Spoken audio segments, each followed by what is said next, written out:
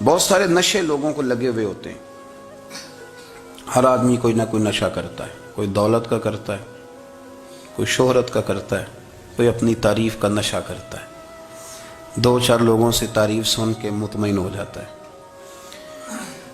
ناراض تو نہیں ہو گیا اس جملے سے آپ؟ کرتے ہیں لوگ دولت کا نشہ بھی. یہ جب نقصان ہوتا ہے تو بندے بیمار نہیں ہو جاتے؟ پیسے ڈوب جاتے ہیں تو لوگ بیمار نہیں ہو جاتے؟ تو اس کا مطلب یہ ہوتا ہے کہ نشہ ٹوٹ گیا ہے. اب بہک ہوئے ہیں نا تھوڑے سے تو کانپتے ہیں, تڑپتے ہیں, پریشان. نشہ ہی اسی طرح ہی کرتا ہے نا, نہیں ملتا تو پریشان ہوتا ہے. یہ سارے نشے ہیں, مختلف قسم کا نشہ. ہم مانتے نہیں اس بات کو, تسلیم نہیں کرتے, کیونکہ تسلیم کرنا بڑا مشکل کام ہے. اس کے لیے تو بڑی ساری چیزیں جو ہیں وہ دبوچ کے اور بڑی سارے رستے پھلانگ کے آنا پڑتا ہے. تو بڑا مشکل ہے ماننا, ورنہ کرتے ہیں ہم. ہمارا مزاج ہے. یہ گھومنے پھرنے کا, دنیا دیکھنے کا بھی ایک نشہ ہے. یہ بہت ساری باتیں کرنے کا بھی ایک نشہ ہے. گپ شپ کا بھی ایک نشہ ہے. دو چار لوگوں کی جب تک پگڑیاں نہ کھول لیں, بعض لوگوں کو نیند نہیں آتی. یہ غیبت کا, چغلی کا, بددیانتی کا یہ بھی ایک نشہ ہے. اس پر ملا رومی رحمت اللہ نے بڑا کلام لکھا ہے. وہ کہتے ہیں مانگ کے کھانے کا بھی نشہ ہے. مانگ کے کھانے کا بھی نشہ ہے. وہ کہتے ہیں کہ ایک بھیک مانگنے والی خاتون تھی, تو بادشاہ کے پاس بھیک مانگنے آئی, تو بادشاہ کو پسند آ گئی, اس نے شادی کر لی. اب اس کو عادت تھی بھیک مانگ کے کھانے کی, تو وہ کنیزوں سے کہا کرتی تھی کہ فٹافٹ نہ روٹی لے کے آیا کرو, میں 2-3 دفعہ مانگوں تو پھر لایا کرو. کیونکہ ایک نشہ ہے نا, تو میں مانگوں 2-4 دفعہ تو پھر. تو انسان بہت سارے نشے کرتا ہے, یہ مانتا نہیں. یہ موبائل, یہ فیس بک, یہ سارے نشے ہی ہیں. اپنی فوٹو لگا لینا, سارا دن اسی کو دیکھتے رہنا. اور بڑے بڑے سیانے بندے جو وزادار ہیں, بڑے وزادار لوگ ہیں, لیکن وہ بھی سنجیدگی کے قائل نہیں, اس طرح کے نشوں کا شکار ہیں. یہ سارے نشے ہیں جو ہم نے پال لیے. ہمارے صوفیاء, ہمارے بزرگ فرماتے ہیں کہ تم اس طرح کرو, اگر سارے نشوں سے بچنا چاہتے ہو تو سجدے کا نشہ شروع کرو. سجدے کا نشہ شروع کرو. یہ نا اقبال کہتے ہیں, عطار ہو, رومی ہو, رازی. آپ بات کو سمجھیں, عطار ہو, رومی ہو, رازی ہو, غزالی ہو, کچھ ہاتھ نہیں آتا بے آہ سحر گاہی.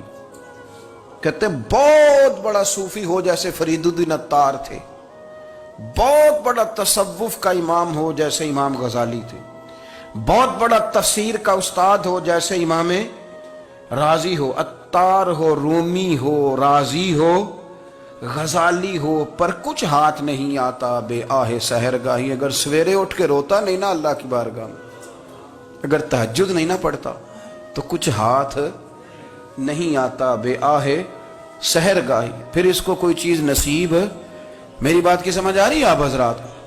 جب تک آپ سویرے نہیں اٹھتے, آپ اللہ اللہ نہیں کرتے, آپ کو نوافل کا چسکا نہیں, عبادت کا مزہ نہیں. فرمایا میری عبادت کرو, یہ شوق پیدا کرو, میں نے تمہیں پیدا کیا ہے. ہم لوگوں کے نشے, مختلف نشے, بڑا عجیب رنگ ہے. محفل کی صدارت کرنے والے بڑے پیر صاحب, بڑے القابات, بیچ میں سے بندہ تلاش کرنے سے بھی نہیں مل رہا, اتنے بڑے لقب ہیں اس کے. لیکن وہ سج سنور کے 2.5 گھنٹے بیٹھا رہا محفل میں, اور نماز کا وقت آیا تو اس نے مختصر سی پڑھی, وہ نکل گیا. ہلکے سے سجدے کیے. اتنا بڑا عشق رسول, نعت کا, ہو کیا بات ہے. اور عشق رسول کا بہت بڑا پیغامبر, بہت بڑا مبلغ, اور بیچارہ سمجھ ہی نہیں سکا کہ اللہ کے رسول نے فرمایا تو نماز پڑھ, میری آنکھیں ٹھنڈی ہو جائیں گی. تو یہ نشے کے عادی تو ہیں, پر حقیقت کے قائل نہیں ہیں. یہ بس ٹھیک ہے, خوابوں کی دنیا میں لوگ زندہ ہیں, پر جن کو یہ جو نشہ تھا نا عبادت کا, یہ میرے رسول پاک کی چاہت ہے, یہ میرے نبی کریم علیہ السلام کی. آپ دیکھیں نا, حضور مہینوں جا کے غار حرا میں بیٹھتے. کیا وہاں تبلیغ کرتے تھے؟ کوئی کتاب لکھتے تھے؟ رسول کریم علیہ السلام مہینہ رہتے غار حرا میں. کوئی نہ مجھے دیکھے, کوئی نہ مجھے ملے, حضور یہاں کیا ہے؟ فرمایا میں اپنے رب کی عبادت کروں گا. نبی کریم علیہ السلام نے سجدوں کے ساتھ پتھروں اور پہاڑوں کو آباد کر دیا, سجدوں کے ساتھ. آپ کا سجدہ آپ کو بہت ساری چیزوں سے چھڑا لیتا ہے. یہ بہت ساری جگہوں سے جھکنے سے بچا لیتا ہے۔ صوفیاء اولیاء یہ کیا کرتے تھے؟ یہ سجدے کا ذوق ہی تو پیدا کرتے تھے۔ سجدے کا ذوق شاہ عبدالعزیز دباغ رحمت اللہ تعالی علیہ اپنے مریدوں سے فرمایا کرتے تھے کہ اگر تم پکے نمازی بن جاؤ نا، تہجد گزار ہو جاؤ، تو میرے پاس آنا جانا چھوڑ دینا۔ عرض کی حضور کیوں؟ فرمایا میں تمہارے اور رب رسول کے راستے میں رکاوٹ نہیں بننا چاہتا، اور میرا مقصود ہے تمہیں وہاں تک پہنچانا۔ جب پہنچ گئے تو پھر میری ضرورت ختم ہو گئی۔ ہاں کبھی وسوسہ آئے، شک پیدا ہو، تکلیف ہو تو آنا، ورنہ میں نہیں چاہتا کہ میں رکاوٹ بنا رہوں۔ تم اللہ اللہ کرو، اس مالک کو راضی کرو۔ میرے رسول پاک علیہ وسلم نے فرمایا بندہ اللہ کے سب سے قریب اس وقت ہوتا ہے جب وہ سجدے کی حالت میں ہوتا ہے۔ کس کے قریب ہوتا ہے؟ اللہ کے سب سے قریب ہوتا ہے۔ وہ بڑا نیڑے ہے رب کے، بڑا قریب ہے، اس لیے کہ وہ حالت سجدہ میں۔ وہ جب سجدے کرتا ہے نا، اس کی بارگاہ میں جب جھک جاتا ہے، آپ ذرا سجدے کی کیفیت دیکھیں نا، زبان بھی یہاں ہے، آنکھ بھی یہاں ہے، کان بھی، عقل بھی ساری، اس نے سارا کچھ رکھ دیا سجدے میں۔ آپ وہ کبھی پیچھے جائیں تو دیہاتوں میں کہا جاتا تھا ناک سے نکیریں نکالو، بہت بڑی سزا ہوتی تھی نا، ناک سے نکیریں نکالو، بڑی سزا ہوتی تھی۔ تو اس نے کہا مالک مجھے کسی نے کہا نہیں، پر دیکھنا میں نے رکھ دی ساری عقل سجدے میں، اور رکھ کے کہا کیا؟ سبحان ربی یا اللہ، اللہ میں پست ہوں تو اعلیٰ ہے، اللہ تو میرا رب ہے اور تو سب سے اعلیٰ اتنا۔ اور فرمایا جب یہ اس کیفیت میں ہوتا ہے تو پھر یہ اپنے رب کے قریب ہوتا ہے۔ کثرت عبادت، نوافل۔ ہمارے ہاں عمرے کی قرآن اندازی محفلوں پہ ہونے لگ گئی ہے، حالانکہ حدیث سے ثابت نہیں۔ میں دوستوں سے کہتا ہوں جائز ہے، کرنی چاہیے، عمرے کی قرآن اندازی جائز ہے، پر کسی حدیث میں نہیں آئی کہ قرآن اندازی کرو عمرہ کرو۔ حدیث میں قرآن اندازی یہ آئی ہے کہ نبی پاک علیہ السلام نے فرمایا تمہیں پتہ چل جائے نا پہلی صف کا ثواب کتنا ہے، تم قرآن اندازی کرو۔ عمرے کی قرآن اندازی کا تو پوسٹر چھپتا ہے، تو یہ والی قرآن اندازی کب ہونی ہے؟ ہونی چاہیے کہ نہیں؟ حضور نے فرمایا تمہیں پتہ چلے کہ اس کا ثواب کتنا، تو تم قرآن اندازی کرو، تم قرآن ڈالو۔ جب آپ نماز پڑھ رہے ہوتے ہیں، جب آپ کا مصلی آباد ہوتا ہے، صلاح الدین ایوبی ایک بزرگ سے ملاقات ہو گئی، بیت المقدس پر قبضہ تھا عیسائیوں کا، تو صلاح الدین بڑے پریشان تھے۔ بابا جی کہنے لگے پتر کیا ہوا؟ کہنے لگے حضور پتہ چلا ہے دشمن کے 2 بحری بیڑے اسلحہ لے کے آ رہے ہیں، مسلمان پہلے ہی کمزور ہیں، اور اب اگر 2 بحری بیڑے اور آ گئے تو حضور مسئلہ بن جائے گا۔ تو میں پریشان ہوں کہ کس طرح یہ کم مسئلے والی ہماری فوج ہے کیسے مقابلہ کرے گی۔ تو بابا جی کہنے لگے پتر اس طرح کرنا، آج رات تو بھی دعا کرنا اور میں بھی کروں گا، تو بھی دعا کرنا، آپ ناراض نہ ہونا، ہم تو پیروں والے ہیں، ہم تو پیروں کے نوکر غلام ہیں، ہمارا تو گزارا ہی نہیں، ہمیں تو ملتا ہے سارا کچھ وہاں سے۔ پر میرا سوال یہ ہے کہ تعویذ لینے جاتے ہو نفل کیوں نہیں پڑھتے؟ رات اللہ اللہ کیوں نہیں کرتے؟ یہ بھی تو ہمارے بزرگوں کا ہی طریقہ ہے، انہوں نے تو ہمیں سکھایا ہے۔ صلاح الدین ایوبی سے بزرگوں نے کہا کہ رات آج نا اللہ اللہ کرنا، تو میں تیرے لیے دعا کروں گا، تو بھی دعا کرنا۔ تو بندہ جب دکھی ہوتا ہے تو سجدہ کرتا ہے، تو پھر ہی تو مصلی بھیگ جاتا ہے، پھر ہی تو مزہ آتا ہے۔ سکھی بندہ تو کعبے جا کے نہیں روتا، دکھی تھے، تکلیف تھی، تو سر رکھا سجدے میں تو تڑپ گئے۔ اور وہ بابا جی کہتے ہیں میں مسجد آیا تو صلاح الدین چیخیں مار کے رو رہا تھا اور کہہ رہا تھا مالک میں کوئی اپنی شان کے لیے تو نہیں نہ لڑ رہا، اللہ کو میں کوئی قبضوں کے لیے تو نہیں لڑ رہا، مالک تیرے لیے لڑ رہا ہوں، مجھے بے آبرو نہ کرنا، میری مدد فرمانا۔ کہتے ہیں میں آیا تھا کہ مسجد میں دعا کروں گا، پر صلاح الدین ایوبی کو روتے دیکھا تو میں لوٹ گیا۔ تو سویرے صلاح الدین ملے تو بڑے خوش تھے۔ میں نے کہا پتر کیا ہوا؟ کہنے لگے حضور وہ بحری بیڑے 2 آ رہے تھے نا اسلحہ لے کے، دونوں ڈوب گئے پانی میں ڈوب گئے۔ تو بابا جی کہنے لگے صلاح الدین وہ پانی میں نہیں ڈوبے، وہ تیرے آنسوؤں میں ڈوب گئے، وہ غرق ہو گئے، وہ جو تو نے مصلی بات کیا تو وہ تیرے آنسوؤں میں ڈوب گئے، وہ غرق ہو گئے، وہ تباہ، اتنے قیمتی تھے تیرے آنسو کے بہا لے گئے دشمن کے بحری بیڑوں کو، میرے بھائی ٹھیک ہو گیا جی، میرے عزیز سمجھ لیں اس بات کو ہمیشہ کے لیے اور اس پر غور کر لیں اچھے طریقے سے کہ میرے رسول کریم سید عالم صلی اللہ علیہ وسلم نے نا ہماری توجہ دلائی، حضور نے ہمیں بتلایا، ہمارا ذوق بڑھایا عبادت کی طرف۔ ایک صحابی تھے حضرت ابو فاطمہ رضی اللہ تعالیٰ عنہ، یہ ترمذی شریف کی حدیث ہے۔ نبی پاک علیہ السلام نے فرمایا ابو فاطمہ قیامت کے دن مجھ سے جلدی ملنا چاہتے ہو کہ دیر کے ساتھ؟ تو کہنے لگے حضور کون ہوگا جو دیر سے ملنا چاہے گا، ہم نے تو جان دے دی وعدہ دیدار پر۔ اعلیٰ حضرت فرماتے ہیں جان دے دی وعدہ اور نقد اپنا دام ہو ہی جائے گا۔ مجھے لگتا ہے کہ یہ سودا نقد و نقد ہو جانا ہے، چونکہ ہم نے جان دے دی وعدہ دیدار پر۔ آپ نے وعدہ کیا تھا کہ مریں گے تو پھر زیارت ہوگی، تو مر گئے ہم زیارت کی خاطر۔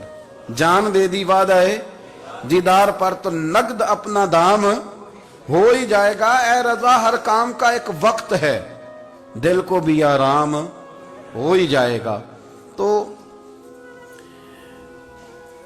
حضرت ابو فاطمہ رضی اللہ تعالیٰ عنہ سے نبی پاک صلی اللہ علیہ وسلم نے فرمایا جلدی ملنا چاہتے ہو کہ دیر سے؟ عرض کی حضور فٹافٹ ملنا ہے، میں نے قیامت کے دن آپ سے جلدی ملنا ہے۔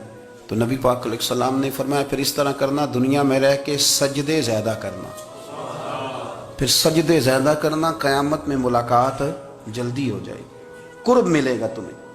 اپنے بچوں کے اندر دیکھیں نا، ہم شوق پیدا کرتے ہیں، ہمیں صحیح لفظ نہیں بولنے آتے پر ہم بچوں میں شوق پیدا کرتے ہیں کہ پتر ڈاکٹر بن جائے گا تو بڑا نفع کرے گا، تو لوگوں کی خدمت کرے گا، ملک و ملت کی خدمت کرے گا، تیرے ابا کا نام روشن ہوگا، تیرے دادا کی تعریفیں ہوں گی۔ ہم یہ ذوق پیدا کرتے ہیں، ہم اپنے نوجوانوں کے اندر یہ فکر پیدا کرتے ہیں، انہیں ہم سمجھاتے ہیں کہ میاں جب تم پڑھو گے، محنت کرو گے تو فلاں آدمی کی طرح تمہارا نام ہوگا۔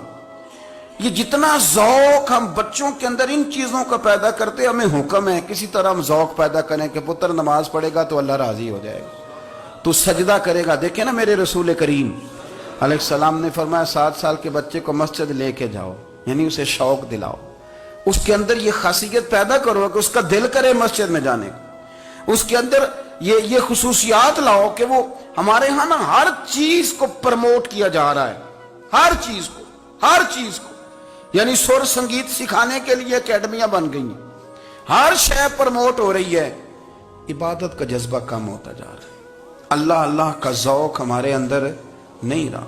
اور اتنا مشکل ہم نے اپنے لیے بنا لیا ہے کہ وہ بندہ جو بڑی زبردست مذہبی گفتگو کر رہا تھا اور تگڑی بات کر رہا تھا، کیا بات ہے، لیکن نماز کے بارے میں کمزوری دکھا جاتا ہے، نوافل کے بارے میں وہ چپکے سے نکل جاتا ہے۔ امام احمد بن حنبل رحمۃ اللہ تعالی علیہ، مسند امام احمد بن حنبل 14 جلدوں میں ہے مارکیٹ میں، اور مجھے تو خیر پسند ہی بڑی ہے، میں نے کئی دفعہ پڑھی ہے، اور کیا بات ہے امام احمد بن حنبل کی، کیسے تگڑے قسم کے محدث تھے اور اللہ نے کتنا انہیں اعزاز عطا فرمایا ہوا تھا۔ یہ کوڑے بھی کھاتے تھے دین کی خاطر، سارا کرتا لہو سے بھر بھی جایا کرتا تھا، بڑا اعزاز والا شخص تھے، بڑے اعزاز والے، حدیثیں جمع کرنا، حدیثیں لکھنا، حدیث پڑھانا، سارا دن رہتے تھے۔ کہہ سکتے تھے کہ میں کر تو رہا ہوں کام، اور حدیث بھی موجود ہے کہ عالم عابد سے افضل ہوتا ہے، پر اس کے باوجود امام احمد بن حنبل رحمۃ اللہ علیہ 300 نفل فرض نمازوں کے علاوہ پڑھا کرتے تھے، 300 نوافل روز پڑھا کرتے تھے۔ ان کے بیٹے نے کہا ابا جی مکان خریدنا ہے تو کوئی جگہ کہاں کر کے لوں، بہت ساری آبادیاں، تو فرمایا پتر وہاں لینا جہاں مسجد قریب ہو۔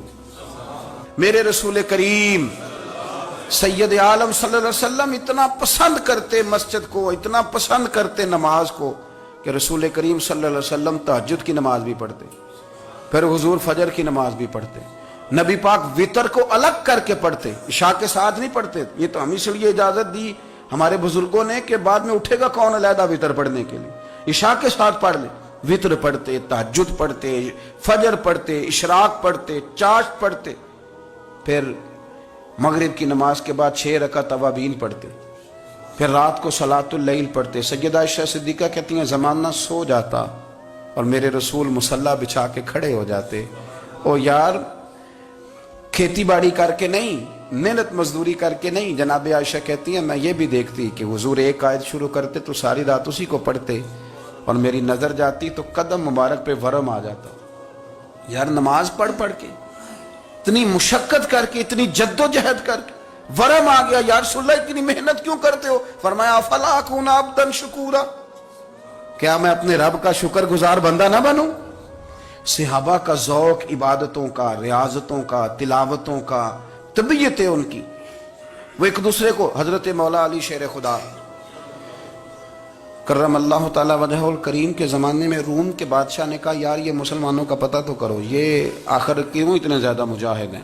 اس زمانے میں جاسوس بھیجنے کا مزاج تھا. اب تو جاسوس پکڑا جاتا ہے، اب تو جاسوس، اور جاسوسی کا شوق ویسے آج بھی ہے. عرض کروں تھوڑی سی بات اس عنوان سے.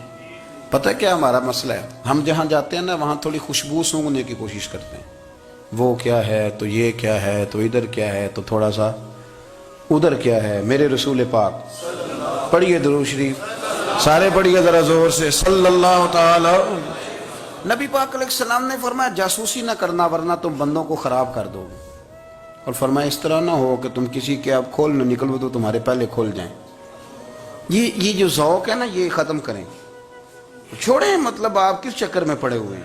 اتنی زیادہ توجہ کرنے کی کیا ضرورت ہے؟ اپنے کام سے کام رکھیں. اس میں بندہ تھوڑا سا نا آسان رہتا ہے. یہ جو بہت زیادہ ٹٹولنے والے لوگ ہوتے ہیں نا وہ بےچارے پھر عمر ٹٹولتے ہی گزار دیتے ہیں، اس لیے کہ مزاج ہی بہت پکا ہے. بوری کا منہ کھول کے اندر تک ہاتھ ڈالنا، تو پھر کئی دفعہ سامنے سے بچھو بھی لڑ جاتا ہے، خرابی ہوتی ہے. تو جاسوسی کی جاتی تھی. اس نے بھی جاسوس بھیجے کیونکہ قبیلوں کے لوگ تھے، کچھ مسلم کچھ کافر، پہچانے نہیں جاتے تھے لوگ. تو کچھ لوگ اس نے بھیجے، انہوں نے آ کے نا تحقیق کی، ریسرچ کری کہ آخر ماجرا کیا ہے. تو واپس جا کے انہوں نے رپورٹ دی نا روم کے بادشاہ کو. اس رپورٹ کا ایک جملہ بڑا شاندار ہے. وہ کہنے لگا بادشاہ ہمیں مسلمانوں کی کوئی سمجھ نہیں آئی، ہمیں کوئی سمجھ نہیں آئی. انہوں نے کہا کیوں نہیں سمجھ آئی؟ کہنے لگے یار عجیب بندے ہیں، جب رات مصلے پہ بیٹھتے ہیں تو یوں لگتا ہے ان کا دنیا سے رشتہ ہی کوئی نہیں، کوئی کسی کو نہیں جانتا. کوئی اپنے دکھ سنا کے رو رہا ہے، کوئی اپنی بات کر کے رو رہا ہے. لگتا ہے کہ ان کا کوئی رشتہ ہے ہی نہیں جب مصلے پہ بیٹھتے ہیں. اور فرمایا جب سویرے یہ جہاد کرنے نکلتے ہیں تو لگتا ہے ان سے زیادہ دلیر ہی کوئی نہیں.